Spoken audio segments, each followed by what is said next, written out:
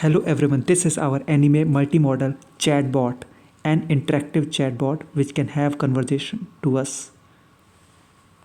Okay, so let's see what are the files we have used in order to make this interactive chatbot. Let's come to our backend, that is app.py. You can see from Fast API I have do all these things. Fast API is a very famous web framework, right? So we have used that Fast API and transformer is one of the most important thing which we have used because we are in Hugging Face space. So I used transformer in order to import the type pipelines, auto tokenizer, and also for the import of very important thing, that is VIT, image processor. What does that mean actually? It is for the facial emotion recognition of R. Now let's see something like classifiers. What are the classifier we have used? Actually, this is the text emotion classifier which we have used. What are the model loading? What are the types of the model we have used? Three models we have used. The first one is the text classification, as you can see. Text classification or emotion classification, that is a Milan, Proc, XLM, Roberta we have used in order to detect the emotion. And the next one is our feedback LLM, feedback llama model, that is TinyLlama model, which is responsible for giving us the response, right? It is of about 1.1 billion parameter. You can see we have used the LLM pipeline for the text generation. So as you can see, we have given temperature of about 0.6 in order to have a very casual behavior of the LLM or llama model. After that, we have loaded the facial emotion recognition model. As you can see, this is the model which we have used, facial emotion, and in order to show the facial emotion detected.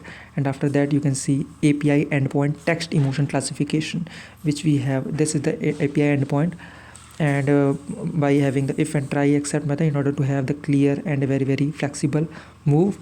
And after that, you can see also the API endpoint for the facial emotion recognition, which is going to recognize that emotion detected on your face, whether it is surprise, whether you are happy, whether you are sad, whether you are whether you are in pain. So this is all about the things which we have did in our backend, that is app.py, that is application.py.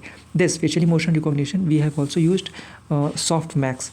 This is actually the using the softmax, which is a mathematical function which is used to calculate the score, and with the help of which our facial emotion recognition is being done. The softmax is very important. And you can see now the prompt which we have used for the LLM feedback.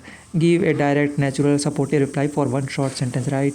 So after that, you can see these all things. So this is all about my backend, that is app.py.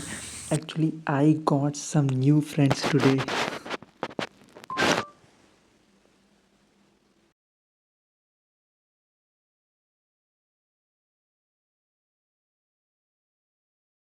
Response: congratulations on your new friends. I'm glad to hear that you're having fun and making friends. Please let me know if you need any help with anything else. Have a great day. But I don't know why I have some type of depression sometimes.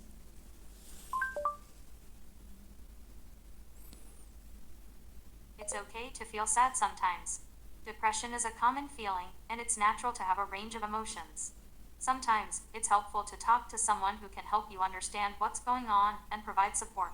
This reply does not mention any specific instances where the user may feel sad, but instead suggests that feeling sad is a common. Okay, now let's back to the files we have used. This is the script.js file, that is JavaScript file, that is interactive file or the script. What we have used here we use something like this web speech API is very important, which I want you to people to see. That is, web speech API is used for the transcription of the word which has been spoken by the user in the speaker of the device. So here we have used, here in this script.js, it is all about how the buttons are used, where the emotion recognition animation, where it is, where the what is all about the things like where the camera frame is there, how much the camera frame, and all these things. This is all about that, how the animation is going to be loop in loop, and that's all. So script.js is all about this, which is it's a very heavy line of code, which is about you can say 700 lines of code. We are going to make it more update and try to make it more concise. So that's all about the script.js, that is our interactive part of our front end. Okay, now let's see our Docker file. What is inside this file of our space? What we keep the things. From Python 3.10, actually what does this mean? It starts with the official Linux image that has the Python 3.10 pre-installed. Now below work dir. Actually this is creating a directory named code inside the container and moves into it. A little below, that is installing system dependencies. What we are doing like installing the low level Linux libraries which is needed for the image processing. The rm minus rf part keeps the size small by cleaning up temporary files. A copy requirement.txt means, as you understand, copying the things from this file. Run pip install minus no cache directory. What does this mean actually? It means like running the things without caching directory means, in order to increase the speed, we are doing this so that we don't need to load our large model again and again. That's why we are doing. And also the large modules which we have imported from, which we have written on the requirement.txt file. If we go a little below, copy all the application file means copying all our application files, that is our backend app.py, index.html and style.css. These both are our visual interface, and script.js is the interaction interface. A little below, if you will go, then you will see env port 7860. Actually this sets an environment variable. Hugging Face specifically looks for the port 7860 to display our app. Okay, so that is expose 7860. This is the gate. It tells the Docker that the container will listen for the connection on this specific port, and that is cmd uvcorn and all these things. This is the starter, the final command that runs when the container boots up. It starts the uvcorn server to host our fast API application. This is very important. So this is all the thing. I have exposed everything whatever I have used in my this anime multimodal emotion detection. I expose the files, I expose the code, and I expose the demo structure and all these things, right?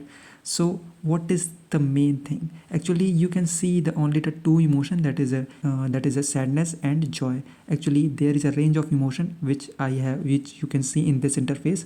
This was just the demo.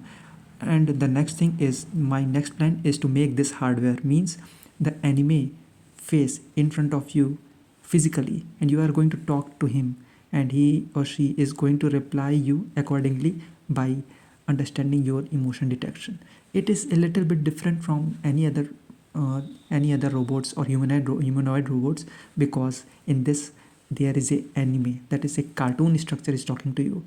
It is going to be very fun as far as I think. Anyone who has some suggestion regarding this, or have some idea to make this thing robot anime, if anyone has idea or any path, he or she is welcome and can show his her words in the comment section. Thank you so much again.